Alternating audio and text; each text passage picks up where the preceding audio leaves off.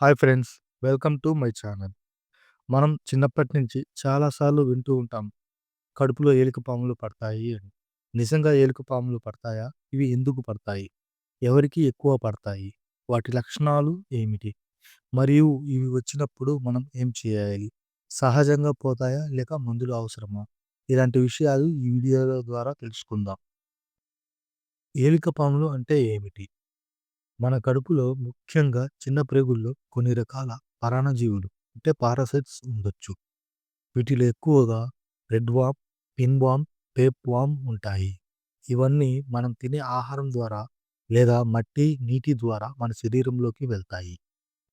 ఇవి పడటానికి ప్రధాన కారణాలు చెత్తగా ఉంచిన ఆహారం తినటం, చేతులు కడగకుండా తినటం, చేతి గోళ్లు పెరిగి అందులో మట్టి పేరుకుపోవటం, అదే చేత్తో మనం ఆహారం తినటం వల్ల మరి మట్టి, దుమ్ముతో ఎక్కువగా ఆడటం, కుక్కలు, పిల్లులు లాంటి జంతువులతో దగ్గరగా ఉండటం, శుభ్రత లేకపోవటం లాంటి కారణాల వలన ఇవి పడతాయి.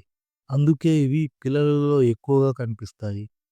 కానీ పెద్దలలో చాలా రేర్‌గా పడతాయి. లక్షణాలు: ఏలికపాములు పడితే మనకు మన బాడీ కొన్ని సిగ్నల్స్ పంపుతుంది. అవి ఏమిటంటే కడుపులో నొప్పి లేదా చప్పుడు వినిపించటం, భోజనం చేసినా బరువు తగ్గటం, వాంతులవ్వటం, పొట్ట ఉబ్బినట్టు ఉండటం, రాత్రి సమయంలో మలద్వారం వద్ద రాపిడి, పిల్లలలో ఆకలి తగ్గటం, చిరాకుగా ఉండటం, అలసట, బలహీనంగా కనిపించటం వంటి లక్షణాలు కనిపిస్తాయి. సహజమైన న్యాచురల్ చికిత్సలు. ఇంటి చిట్కాలుగా కొన్ని న్యాచురల్ టిప్స్ ఇవి. వెల్లుల్లి రోజు ఉదయం 2 వెల్లుల్లి గింజలు తినండి. 2 వేపాకు కషాయం. వారం రోజుల్లో 2 సార్లు వేపాకు బాగా మరిగించి తాగటం మంచిది.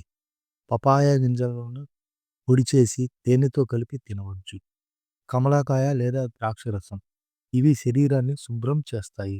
హైజీన్ చేతులు కడుక్కోవటం, ఆహారం కవర్ చేయటం, నీరు మరిగించి తాగటం వంటివి చేయాలి. కొన్నిసార్లు న్యాచురల్ పద్ధతితో తగ్గకపోవచ్చు. అప్పుడు డాక్టర్ సలహాతో ఈ మందులు వాడతారు.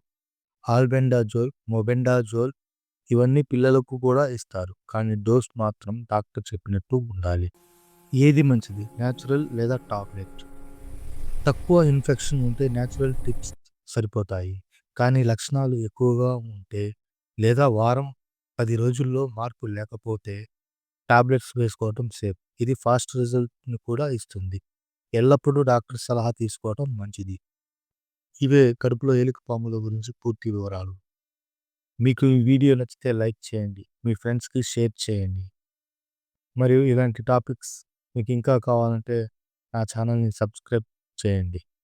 Thank you for watching.